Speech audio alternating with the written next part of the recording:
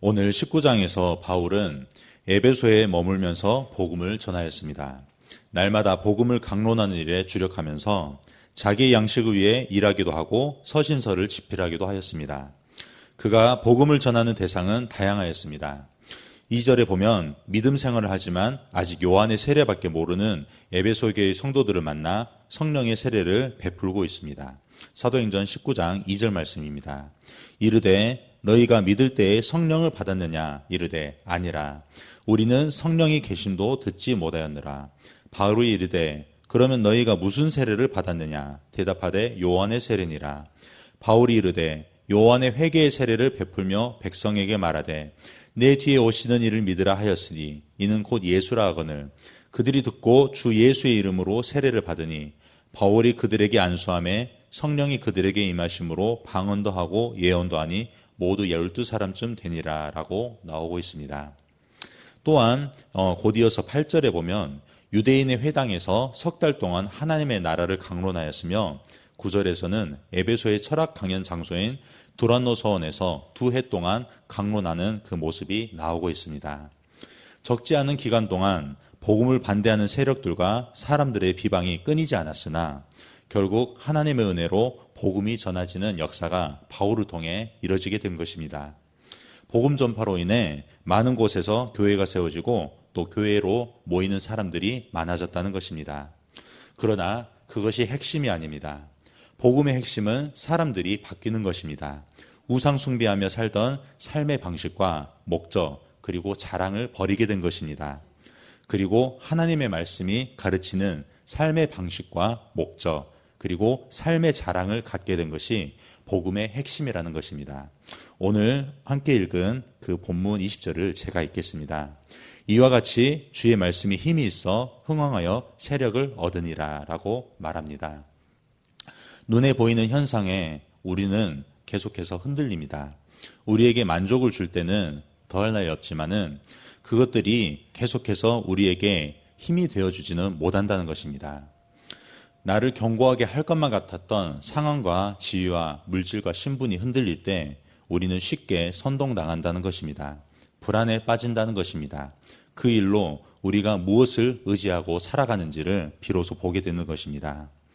바울 사도 역시 마찬가지였습니다. 에베소에서 복음을 전하기 전에 사도행전 18장에서는 고린도에서 사역을 하였습니다. 이곳에서 복음을 전파할 쯤에는 바울은 여러모로 좋지 않은 상황이었습니다. 아테네에서의 그 수사학을 통해 복음을 전하고자 하는 그의 계획은 실패로 끝났습니다. 예수의 죽음과 부활을 조롱하는 그 사람들의 반응을 겪고 고린도로 떠나게 된 것입니다. 자신만만했던 그 바울은 당시 우상숭배 그리고 물질물명의 중심지인 고린도에서 여전히 복음을 전하였습니다. 하지만 그곳에서 고린도의 상황과 환경에서 그는 마음이 흔들리기 쉬운 처지에 놓였습니다. 그때의 심경을 바울은 자신이 약하고 두려워하고 심히 떨었다고 고백합니다. 이 무렵 바울은 고린도에서 계속 전도하는 것이 좋은지 아니면 침묵해야 될지 깊은 고뇌에 휩싸였던 모습을 우리가 그려볼 수 있습니다. 그런 바울에게 주께서는 이렇게 말씀하셨습니다. 사도행전 18장 9절 말씀입니다. 밤에 주께서 환상 가운데 바울에게 말씀하시되 두려워하지 말며 침묵하지 말고 말하라. 내가 너와 함께 있음에 어떤 사람도 너를 대적하여 해롭게 할 자가 없을 것이니 이 성중에 내 백성이 많음이라 하시더라 라고 말씀합니다. 9절에서 침묵하지 말고라고 말씀하십니다. 이 침묵하지 말고는 성경 언어로 잠잠하지 말라는 뜻입니다. 문자적으로는 잠잠해 버려서는 안 된다라는 뜻입니다. 그리고 이어서 하나님께서 바울을 지켜주시고 보호하심을 약속하시며 여전히 이 성중에 내 백성이 많음이라고 말씀하시는 것을 우리가 볼 수 있습니다. 현실 문제로 고민하는 바울에게 주께서는 여전히 복음을 전해야 하는 내 백성이 많다는 것을 이야기해주고 계십니다. 그 복음을 자신의 힘과 노력, 상황과 환경에 의지하는 것이 아니라 자신을 다시 부르시고 세우시는 하나님과의 관계 속에 두려워하지 않고 전할 수 있다는 그 주님의 초청을 받은 것을 이야기하고 있습니다.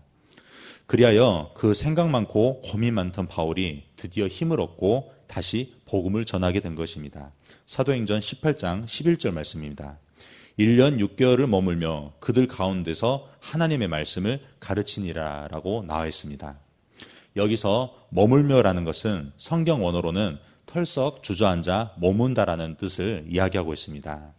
오늘 이 자리에 여러분들이 예배드리시기 위해 앉아 있는 것처럼 바울 역시 하나님의 은혜로 그 요동하는 마음이 다시 주의 백성을 향해 자리 잡은 것을 이야기하고 있습니다.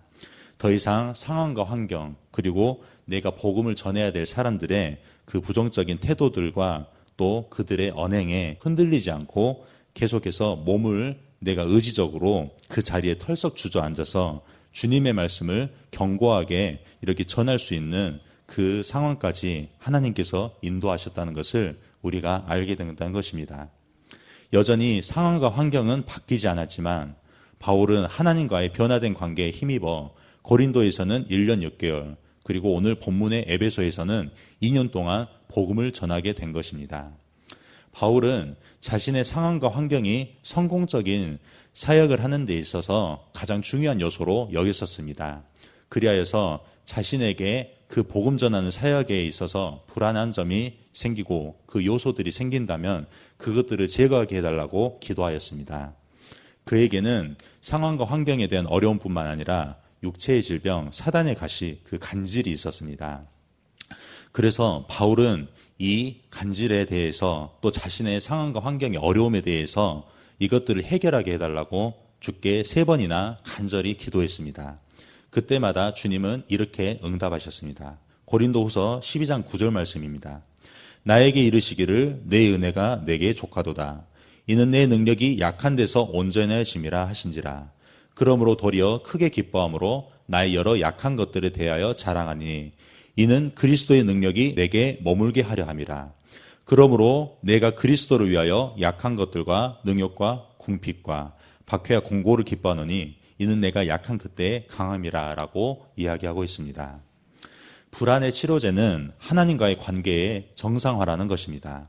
하나님과의 관계의 회복은 현실의 어려움에 대한 새로운 관점과 접근을 하게 만든다는 것입니다. 로마서 5장 2절 말씀입니다. 또한 그로 말미암아 우리가 믿음으로 서 있는 이 은혜에 들어감을 얻었으며 하나님의 영광을 바라고 즐거워하느니라. 다만 이뿐 아니라 우리가 환난 중에도 즐거워하나니 이는 환난은 인내를, 인내는 연단을, 연단은 소망을 이루는 줄 알미로라 라고 말씀합니다. 현실의 어려움마저도 소망을 만들어내는 신비한 공장이 된다는 것입니다. 사랑도, 믿음도, 행복도, 평화도, 용서도, 그리고 용기도, 은혜도 우리 인생의 운명을 좌우하는 이 생명과 미래의 구원에 관해서 우리가 이제 주님 안에서 만들어낼 수 있는 유능한 존재가 된다는 것입니다. 흔들리기 쉬운 세상, 그리고 흔들리지 않은 나를 요동하게 만드는 세상에서 우리는 살고 있습니다. 그러나 우리가 그렇게 살지 못할 때에도 주님은 나를 붙드십니다. 두려워 말고 떨지 말고 담대히 말하라고 주님께서 먼저 오셔서 우리에게 그렇게 사랑도 그리고 믿음도 용기도 주신다는 것입니다.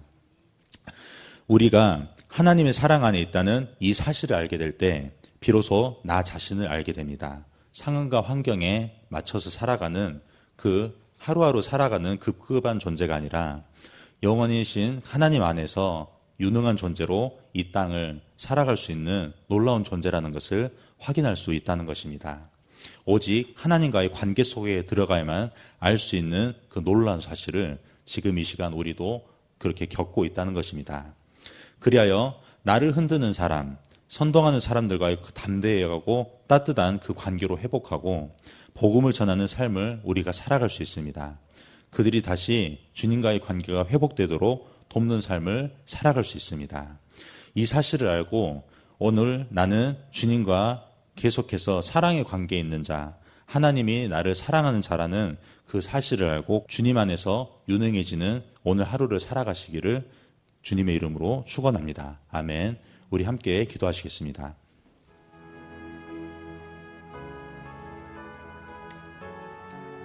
오늘 함께 들으신 말씀을 묵상하면서 기도하시기 바랍니다. 성도님들의 가정과 직장을 위해서 부부 관계와 자녀 관계와 부모 관계를 위해서 기도하시기 바랍니다. 대학 청년부를 위해서 기도할 때 학업과 또 직장과 이성 간의 관계에서 복음을 경험하게 해달라고 대학 청년부 한 명 한 명의 이름을 보면서 기도하시기 바랍니다. 오늘 대학 청년부 여름 캠프가 시작됩니다. 교회에서는 1시 15분에 출발하고 또 이렇게 함께 참여하시는 대학 청년분들은 오후 1시까지 교회로 모이시기 바랍니다. 목요 합심 기도를 위해서 기도합니다. 교회를 위해서 기도할 때 문제보다 더 크신 주님께 집중하며 기도하게 해달라고 함께 기도하시기 바랍니다. 담임 목사님의 건강과 성령 충만을 위해서 또한 사모님과 자녀들을 위해서 기도할 때 성령님의 음성에 민감하여 교회를 이끌게 해달라고 함께 기도하시겠습니다. 이 나라와 민족과 북한과 열방을 위해서 선교사님들을 위해서 함께 기도하시겠습니다.